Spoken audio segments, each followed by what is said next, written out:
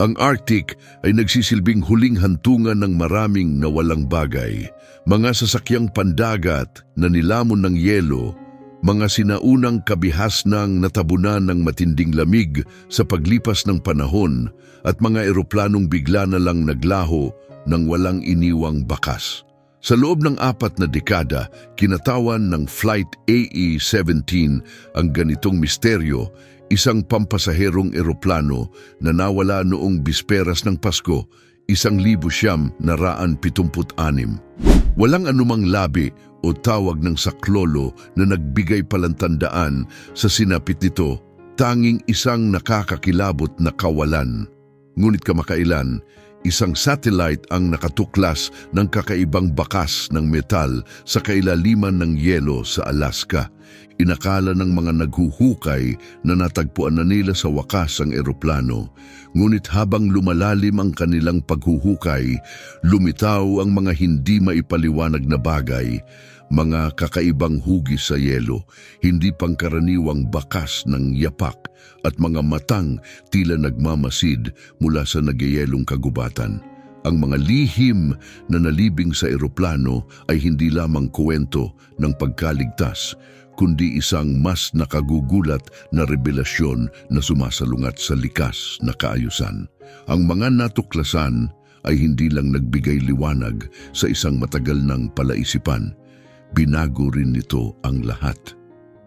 Nakatayo si Michael Ford sa tabi ng bintana ng kanyang opisina sa Anchorage, pinagmamasdan ang malumanay na pagbagsak ng niyebe. Sa edad na 58, isa na siyang batikang eksperto sa malupit na kalikasan ng Alaska. Ngunit ang mga larawang mula sa satellite na nasa kanyang mesa ay kakaiba sa lahat ng kanyang nakita sa mahigit 30 taon ng pananaliksik. Sa una, itinuring niya itong isang pangkaraniwang proseso, ngunit ang bakas ng metal na nakita ng mga military satellite noong Enero 2016 ay muling humatak sa kanyang atensyon. Habang pinag-aaralan niya ang mga unang imahe, dumaloy ang isang hindi maipaliwanag na lamig sa kanyang katawan, hindi dahil sa panahon sa labas, kundi sa kung anong mas malalim na pakiramdam. Dr. Ford, tumigil si Anna Lee, ang kanyang research assistant sa pintuan, bakas sa mukha ang pananabik. Dumating na ang thermal imaging results. Kailangan niyong makita ito. Pinag-aralan nilang mabuti ang bagong datos. Ngayon, malinaw nang makikita sa larawan ang hugis ng isang buntot ng eroplano na nakabaon sa yelo sa eksaktong 40 degrees na anggulo. Bahagyang nanginig ang mga kamay ni Michael habang inihahambing niya ang sukat sa mga kilalang blueprint ng eroplano. Magkatugma, mahina, ngunit puno ng pagkagulat na bulong ni Anna. Flight AE-17, bumigat ang pangalan sa silid. Kilalang-kilala ng bawat mananaliksik sa Alaska, ang Flight AE-17 ay isang pampasaherong eroplano na biglang naglaho noong bisperas ng Pasko taong 1976, 150 buhay ang nawala sa ilang, isa sa mga pinakamalaking misteryo sa kasaysayan ng aviation sa loob ng 40 taon. Kontakin si Thompson sa National Science Foundation, mahinahon, ngunit matatag na utos ni Michael, at ipagbigay alam kay Dr. Isabel Garcia ng Wildlife Services. Kakailanganin natin ang kanyang kaalaman. Sa loob lamang ng ilang araw, ang simpleng investigasyon sa isang anomalya ay lumawak at naging isa sa pinakamalalaking recovery operations sa kasaysayan ng Alaska. Agad inaprubahan ng National Science Foundation ang pondo, habang nagbigay ng mahahalagang suportang pang-logistic ang US Air Force.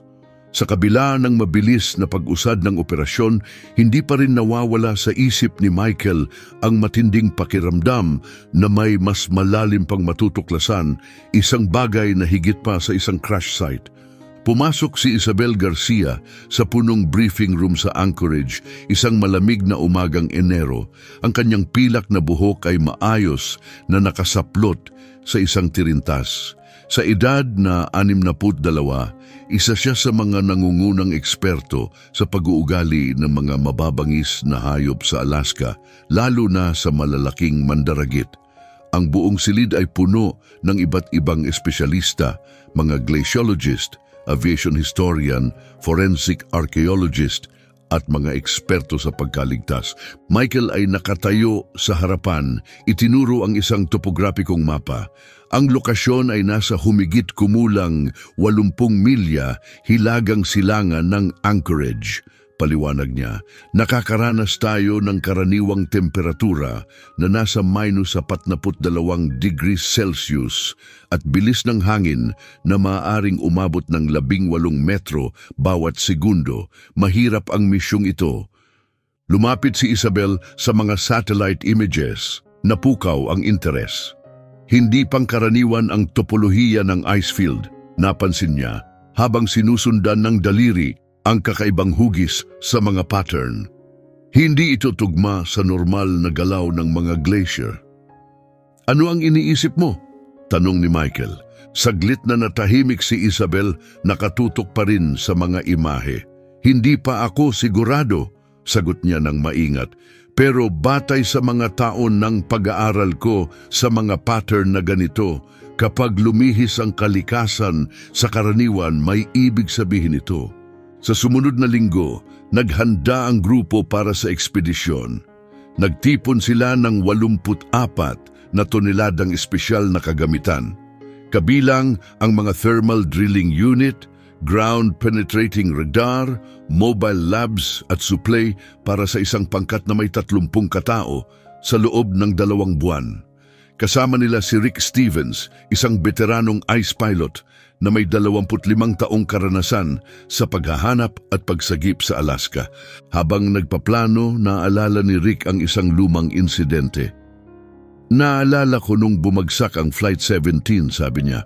Bata pa ako noon, pero kasama ang tatay ko sa search team.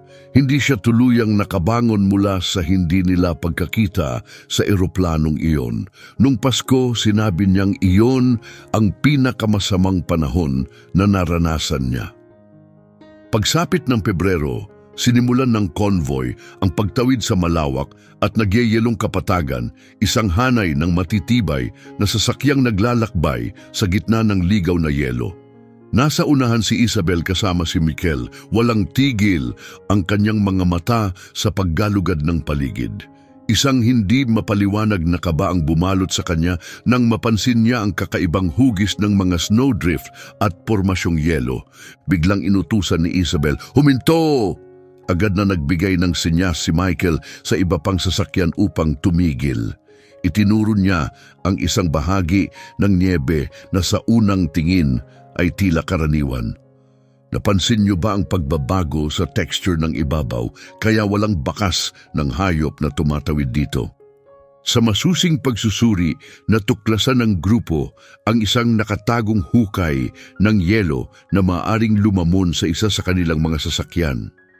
Dahil sa matalas na obserbasyon ni Isabel, naiwasan nila ang isang posibleng trahedya at lalo pang napukaw ang interes sa kanyang kakayahan sa mabilisang pagtukoy ng panganib. May bahagyang ngiti siyang sinabi, "Maraming taon ng pag-aaral sa kilos ng mga mandaragit. Lagi silang may iniiwang palatandaan basta alam mo kung saan titingin." Sa loob ng 18 oras, naitayo na ng grupo ang isang matibay na base camp, ginawang pansamantalang na yon ang isang bahagi ng nagyayelong disyerto gamit ang matitibay na tolda at portable na gusali na kayang tiisin ang matinding klima ng Arctic. Malapit na sila sa lugar ng pagbagsak na markado ng bahagyang nakalilitaw na buntot ng eroplanong nakabaon sa yelo. Sa kanilang unang pagsisiyasat sa lugar, nakatagpo ang grupo ng isang hindi inaasahang tanawin, isang bobcat. Ang paglitaw ng hayop na ito ay tila hindi karaniwan. Bagamat matatagpuan ang mga bobcat sa Alaska, mas madalas silang naninirahan sa mga masukal na kagubatan. Ngunit narito ang isang malaking babaeng bobcat, kasama ang 2 halos ganap ng adulto na anak na malayang gumagalaw sa gitna ng malawak at nagyeyelong kapatagan. Kahanga-hanga, bulong ni Isabel habang minamasdan ang mga bobcat gamit ang binoculars. Napakahusay nilang nakaangkop sa ganitong kondisyon. Napansin niya ang laki ng kanilang mga paa. Mas malaki kaysa sa karaniwang bobcat, isang palatandaan ng kanilang pag-angkop sa niyebe.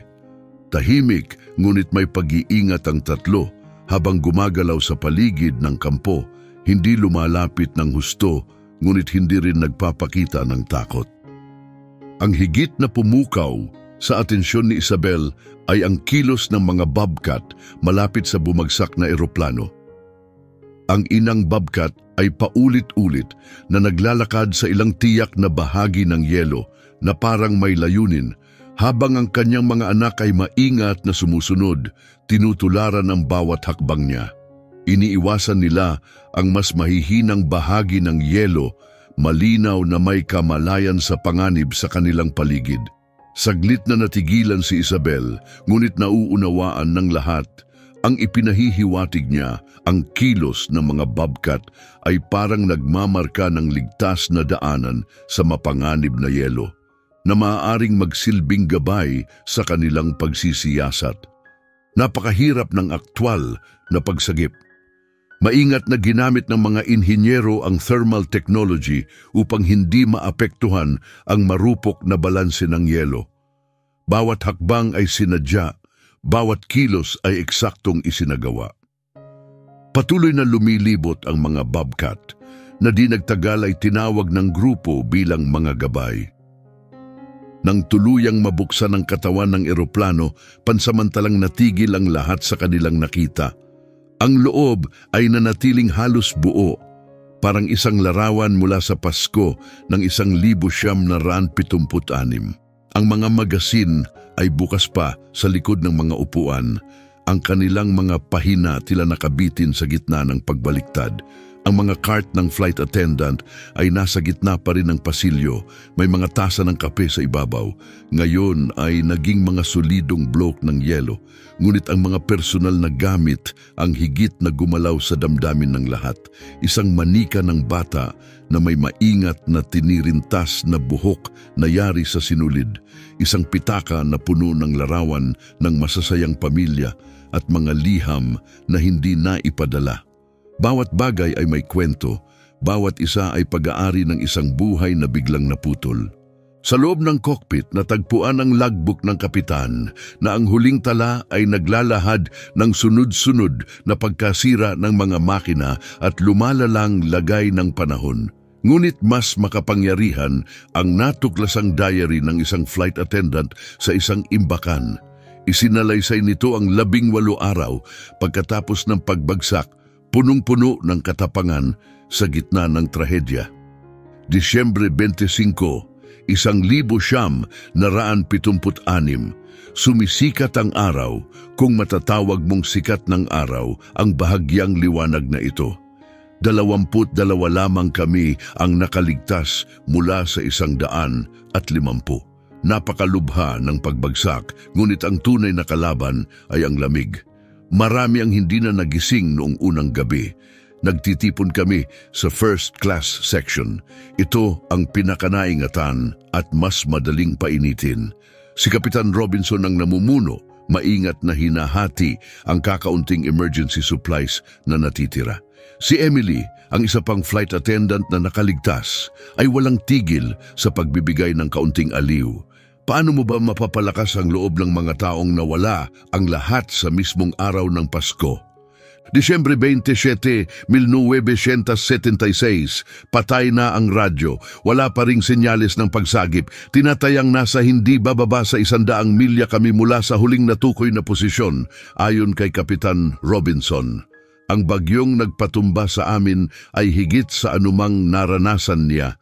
Sinira nito ang lahat ng instrumento. Paminsan-minsan, may naririnig kaming mga hayop sa labas. Kakaibang tunog, hindi mga lobo, kundi ibang nilalang. Disyembre 30, 1976, 19 na lang kami ngayon. Napakatusok ng lamig. May napansin si Emily ngayong araw, may mga bakas sa niyebe sa paligid ng eroplano na tila nagpapalayas sa ibang mandaragit. Hinala ni Kapitan Robinson, "Maaring bumagsak tayo sa teritoryo ng malalaking pusa." Sa isang banda, may kakaibang ginhawang dulot ang ideyang iyon. Enero 5, 1977, 12 na lang kami. Naubos na ang aming emergency supplies. Hindi na nagising si Emily ngayong umaga. Nakapagtataka, may natagpuan kaming mga sariwang patay na hayop malapit sa eroplano, mga kuneho, maliliit na hayop. Parang may sinasadyang nag-iiwan ng pagkain para sa amin. Hindi ito pinapaniwalaan ni Kapitan Robinson, pero kami ay lumagpas na sa puntong hindi maniwala sa imposible. Nagpatuloy ang mga tala sa diary. Unti-unting nawawala ang katiyakan sa mga petsa, ngunit nananatiling malinaw ang mga pangyayari. Ang huling entry may petsang Enero 11, 1977 ay nagsasaad, "Ako na lang ang natitira." Ang iba ay sumakabilang buhay na, pero hindi ako nag-iisa, nandyan sila. Nakikita ko ang kanilang mga mata sa dilim, hindi nananakot, kundi nagmamasid, naghihintay. Naisip ko na kung bakit sila nanatili malapit. Sila ang mga tagapangalaga ng lupang ito. Nauunawaan nila ang buhay at pagkawala rito. Muling nagdala ng kuneho ang inang pusa ngayong araw. Sobrang hinako na para kunin ito. Pakiramdam ko, alam niya. Nanatili siya sa niebe ng maraming oras. Tahimik akong pinagmamasdan. Wala na akong takot. Kapag dumating ang katapusan, alam kong hindi ko ito haharapin ng mag-isa. Ilang araw na pinag-aralan ni Isabel ang mga tala sa diary, ikinukumpara ang mga ito sa mga kilalang pag-uugali ng mga bobcat. Ang mga pusang ito, sabi niya kay Michael isang gabi, ay nagpapakita ng kakaibang kilos na lampas sa karaniwang pag-aangkin ng teritoryo. Sa diary, sinabi nilang nagdadala ng pagkain ang mga pusa sa bumagsak na eroplano. Nakita rin natin ang parehong gawi sa kasalukuyan. Ipinakita niya ang mga larawan ng maliliit na patay na hayop na nakapwesto sa regular na pagitan sa paligid ng excavation site. Sa una, inakala nilang iniwang pagkain lang ito ng mga mandaragit, pero ang maingat na paglalagay nito ay nagpapahiwatig ng ibang layunin. Lagi itong inilalagay sa madaling makita at palaging sa oras ng ating pagkain. Naitala rin ng mga wildlife photographer ng grupo ang pambihirang kilos ng mga bobcat. Sa tuwing may paparating na masamang panahon, lilitaw ang inang bobcat sa gilid ng lugar ng paghuhukay, nagpapakita ng malinaw na pagkabalisa hanggang sa magtago ang grupo sa mas ligtas na lugar. Tinutularan ng kanyang mga anak ang kanyang kilos, nagmumukhang isang gawi na naipapasa sa bawat henerasyon. Sa tingin mo, ang mga pusang ito ay mga inapo ng mga nabanggit sa diary? Tanong ni Michael, may halong alinlangan at pagkagiliw sa tinig. Karaniwan, nabubuhay lamang ng 10 hanggang 12 taon ang mga bobcat sa ligaw, sagot ni Isabel. Ibig sabihin, maaring 4 o 5 henerasyon na ang lumipas, pero oo, naniniwala akong sila ang mga inapo ng mga pusang nasa lugar noong pagbagsak. At sa tingin ko, hindi lang teritoryo ang naipamana sa kanila, kundi pati ang natutunang kilos. Habang nagpapatuloy ang paghuhukay, lalong lumilinaw ang ebidensya na nagpapatunay sa mga tala sa diary. Ang pagkakaayos ng mga supply at mga katawan ay nagpapakita ng isang maayos na estratehiya ng pagliligtas. Sa paligid ng bumagsak na eroplano, may mga maliit na taguan ng pagkain na naglalaman ng napanatiling labi ng maliliit na hayop, isang patunay ng matagalang pagsusumikap upang mabuhay. Ngunit ang pinakanakamamanghang tuklas ay lumitaw 6 na linggo matapos simulan ng proyekto. Habang sinusuri ang mga sample ng yelo, napansin ni Ana Chan ang isang kakaibang marka sa mga layer. Ang mga guhit na ito, paliwanag niya kina Michael at Isabel, hindi ito basta random. pansinin ang pattern. Para bang may bagay na paulit-ulit na dumaan sa parehong ruta sa paligid ng crash site, inuukit ang mga landas sa yelo sa loob ng maraming taon. Sa masusing pagsusuri, natuklasan nila ang mga bakas na naipon sa loob ng dekada, mga henerasyon ng bobcat na sumusunod sa parehong ligtas na ruta na nilakaran ng kanilang mga ninuno. Ang mga pattern ay perpektong tumutugma sa mga kasalukuyang daanan na ginagamit pa rin ng mga bobcat upang maglakbay sa nagyayalong lupain, isang patunay ng kanilang patuloy na pagbabantay sa lugar. Napagtanto ni Isabel na mahigit 40 taon nang binabantayan ng mga pusang ito ang lugar na iyon. Natapos ang recovery operation noong huling bahagi ng Marso, ang mga labi ng mga pasahero at tripulante ng Flight AE-17, kasama ang kanilang personal na gamit na napanatili sa yelo sa loob ng 4 na dekada, ay sa wakas na ibalik sa kanilang mga pamilya. Ang diary na ngayon ay isang mahalagang bahagi ng kasaysayan ng abyasyon ay idinonate sa Smithsonian Institution. Ngunit ang kwento ng mga bobcat ang higit na bumihag sa imahinasyon ng publiko. Lumabas ang mga wildlife documentary, naisulat ang mga pananaliksik at ang crash site ay naging isang sentrong pag-aaral para sa mga siyentipikong nagsusuri ng katalinuhan at pag-uugali ng hayop. Inialay ni Isabel Garcia ang natitirang bahagi ng kanyang karera sa pag-aaral ng hindi pangkaraniwang phenomenon na ito. Nagtayo siya ng isang research station malapit sa crash site upang ipagpatuloy ang pagmamasid sa mga bobcat at sa kanilang patuloy na presensya sa lugar. Kahit matapos alisin ang mga kagamitan sa paghuhukay, nanatili ang inang bobcat at ang kanyang mga anak patuloy na sumusunod sa mga landas na tinahak ng kanilang mga ninuno. 5 taon matapos ang unang pagtuklas, nakaupo si Isabel sa kanyang munting research station. Pinagmamasdan ang pinakabagong henerasyon ng mga kuting habang inaaral nila ang parehong mga daan na nilakaran ng kanilang mga ninuno. Ang matandang inang bobcat na ngayon may bahagyang puti na sa kanyang nguso ay patuloy pa ring nagbabantay araw-araw at nagdadala pa rin ng maliliit na alay sa memorial na itinayo sa lugar. Si Michael Ford, na ngayon halos retirado na, ay bumalik upang gunitain ang anibersaryo ng pagsagip. Habang pinagmamasdan nila ang paglubog ng araw na nagbigay ng kulay rosas at ginto sa yelo, mahina niyang sinabi, "Alam mo kung ano ang iniisip ko? Sa tingin ko nakita ng orihinal na inang bobcat ang isang bagay sa mga nakaligtas. Hindi lang niya sila tinignan bilang mga mandaragit o banta, kundi bilang mga nilalang na, tulad niya, ay nagsisikap mabuhay sa isang malupit na mundo.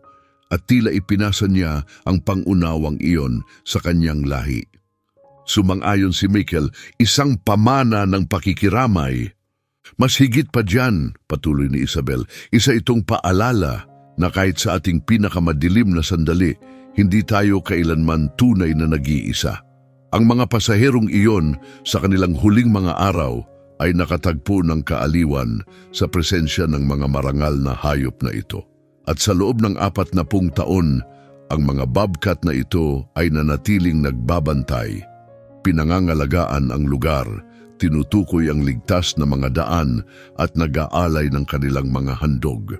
Sa mismong sandaling iyon, na para bang tumutugon sa kanilang pag-uusap, lumitaw ang inang bobcat sa gilid ng kanilang paningin kasama ang kanyang mga kuting na masayang naglalaro sa niyebe.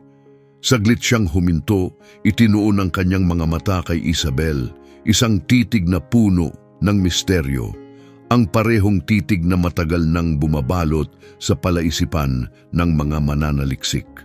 May magsasabing ito ay pagsasalin ng ugali ng tao sa mga hayop, pagninilay ni Michael, na binibigyan natin sila ng emosyon at pag-iisip na tulad natin. O marahil, tugon ni Isabel, saka pa lang natin nauunawaan na ang habag ay hindi eksklusibong katangian ng tao, na sa matinding ngunit kahanga-hangang ligaw na mundong ito, ang lahat ng nilalang ay konektado ng isang bagay na lampas sa kayang ipaliwanag ng agham. Tahimik na pinangunahan ng inang bobcat ang kanyang mga kuting sa isang daan ng hinulma ng hindi mabilang na henerasyon bago sila. Ang kanilang mga yapak ay sumunod sa mga bakas na iniwan sa niyebe, lumilikha ng mas malalim na landas sa kalikasan. Habang unti-unti silang naglaho sa yakap ng dapit hapon, pansamantalang lumitaw ang kanilang anyo laban sa kalangitang Arctic. Isang aninong nagpaalala kay Isabel sa huling tala sa diary ng flight attendant. Hindi na ako natatakot. Kapag dumating ang katapusan, alam kong hindi ko ito haharapin ng mag-isa. Sa mga sumunod na taon, ang kwento ng Flight AE-17 at ng mga bantay nitong Bobcat ay lumampas sa pagiging isang salaysay ng trahedya at pagliligtas. Ito ay naging isang malalim na pagkilala sa hindi binibigkas na ugnayan sa pagitan ng lahat ng nilalang. Isang patunay na kahit sa pinakamalalayong sulok ng mundo, may puwang pa rin ang habag upang umunlad. Sa paglipas ng panahon, patuloy na namuhay ang mga bobcat, umaangkop sa nagbabagong kapaligiran at ipinapasa sa bawat bagong henerasyon ang karunungan ng mga lumang landas. Sa mga payapang gabi, sa ilalim ng sayaw ng Aurora Borealis, patuloy silang nakikita. Walang hanggang tagapagbantay ng isang daigdig kung saan nagtagpo ang hangganan ng tao at hayop, ng kawalan ng pag-asa at ng pag-asa mismo na naging isang bagay na higit pa sa karaniwan. Patuloy na pinag-aaralan ng mga mananaliksik ang lugar at ang pambihirang mga nilalang nito, ngunit may mga hiwagang nananatiling hindi lubos na nauunawaan. Marahil iyon ang nararapat, isang paggalang sa malawak at misteryosong lupain ng Alaska, isang lugar na puno ng mga kwentong hindi madaling abutin, mga koneksyon na lampas sa ating mga definisyon at mga sandali ng biyaya na umaalingaw-ngaw sa bawat henerasyon para sa tao at hayop. Ngayon, isang payak na plake ang nakatayo sa crash site. Bilang parangal hindi lamang sa mga pasahero at tripulante ng Flight AE-17, kundi pati na rin sa mga di inaasahang tagapagbantay na nag-ingat sa kanila sa loob ng halos 50 taon. Nakaukit dito ang isang simpleng pagpupugay bilang pag-alala sa 150 katao ng Flight AE-17, Disyembre 24, 1976. At bilang parangal sa mga hindi inaasahang tagapagbantay na nagpakita sa atin na ang habag ay walang hangganan at na hindi tayo kailanman tunay na nag-iisa kahit sa ating pinakamadilim na sandali. Patuloy na tinatahak ng mga bobcat ang kanilang mga sinaunang ruta, isang buhay na alaala ng panahon kung kailan lumambot ang hangganan sa pagitan ng tao at hayop, at hinayaan ang isang bagay na malalim at mahiwaga na umusbong sa gitna ng nagyayelong kapaligiran. Ang kanilang kwento ay patuloy na bumibighani sa mga mananaliksik, sa mga mahilig sa wildlife at sa mga bisita mula sa iba't ibang panig ng mundo. Isang patunay na sa masidhing kagandahan ng ligaw na kalikasan ng Alaska. May mga koneksyon na hindi kayang igapos ng oras, ng pagkakaiba ng uri o kahit ng kamatayan. Tulad ng isinulat ni Isabel Garcia sa kanyang huling pananaliksik bago magretiro, sa pag-aaral natin sa mga bobcat na may kaugnayan sa Flight AE-17, natuklasan natin ang malalim na kahulugan ng habag at pag-alala. Ipinakita sa atin ng mga hayop na ito na ang kakayahang makiramay at mag-alaga ay hindi nalilimitahan ng uri o ng paglipas ng panahon. Itinuturo nila sa atin na sa isang mundong lalong nagiging watak-watak, ang simpleng pagkilala at pagtugon sa pagdurusa ng iba, anuman ang kanilang anyo, ay maaaring ang pinakamalinis na refleksyon ng tunay na pagkakaisa ng buhay.